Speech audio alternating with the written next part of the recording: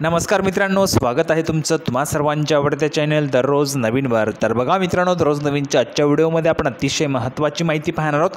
ती म्हणजे अशी की पोलीस भरती 2024 संदर्भात। तर बघा मित्रांनो, वयोमर्यादेमध्ये सूट अतिशय महत्त्वाची आजची सर्वात मोठी अपडेट या ठिकाणी पोलीस भरतीच्या वयोमर्यादेसाठी असणार आहे। तर व्हिडिओ शेवटपर्यंत नक्की बघा, संपूर्ण माहिती तुम्हाला कळणार आहे। त्या अगोदर तुम्हाला सूचना आहे, जर तुम्ही व्हिडिओवर नवीन असाल तर व्हिडिओला लाईक करा, व्हिडिओला जास्तीत जास्त शेअर करा, चॅनलला सबस्क्राइब केलं नसेल तर लवकरात लवकर चॅनलला सबस्क्राइब करून घ्या।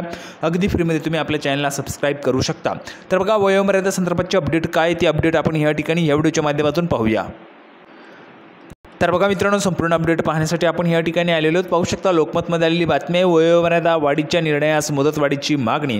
शासनाच्या सामान्य प्रशासन विभागाकडून 3 मार्च 2023 रोजी काढण्यात आलेल्या वाढीव वयोमर्यादेच्या शासन निर्णयास मुदतवाढ देण्याची मागणी पॅन्थर ग्रुप महाराष्ट्र राज्य यांच्या वतीने राज्याच्या उपमुख्यमंत्र्यांकडे करण्यात आलेली आहे। तर बघा मित्रांनो, माननीय उपमुख्यमंत्र्यांकडे या ठिकाणी अशा पद्धतीची मागणी जी ती पॅन्थर ग्रुपतर्फे या ठिकाणी करण्यात आलेली आहे। आता तुम्हाला काय वाटतं मित्रांनो, ह्यामध्ये वयोमर्यादा जी आहे ती वाढ दिली पाहिजे किंवा नाही? तुमचं जे काही मत आहे ते तुम्हाला कमेंट बॉक्समध्ये त्या ठिकाणी लिहायचे।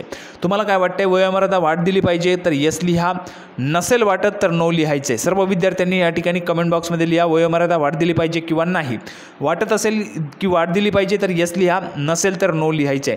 निवेदनात म्हटले की 3 मार्च 2023च्या सामान्य प्रशासन विभागाच्या शासन निर्णयात वयोमर्यादा वाढीला अनुमती दिली होती। त्याची मुदत 31 डिसेंबर 2023 रोजी संपली, ती 31 मार्च 2024 अशी करण्याची मागणी या ठिकाणी केलेली आहे।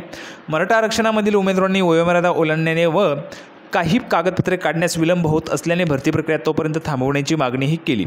पोलीस भरतीबाबत हे निवेदन दिले आहे। 2022-23 मध्ये पोलीस भरतीसाठी जागा निघाल्या आहेत, त्यामुळे या वर्षीतीलच वय गणना करण्याची किंवा या वर्षात वय ओलांडत असलेल्यांना एक संधी देण्याची मागणीही केलेली आहे।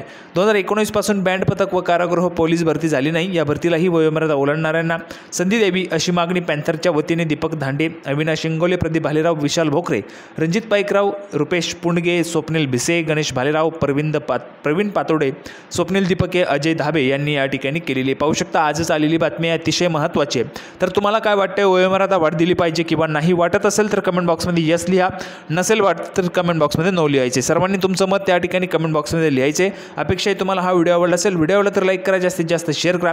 आपण पुन्हा एकदा भेटणार आहोत पुढच्या व्हिडिओमध्ये अशाच पद्धतीची महत्त्वाची अपडेट घेऊन। तोपर्यंत धन्यवाद।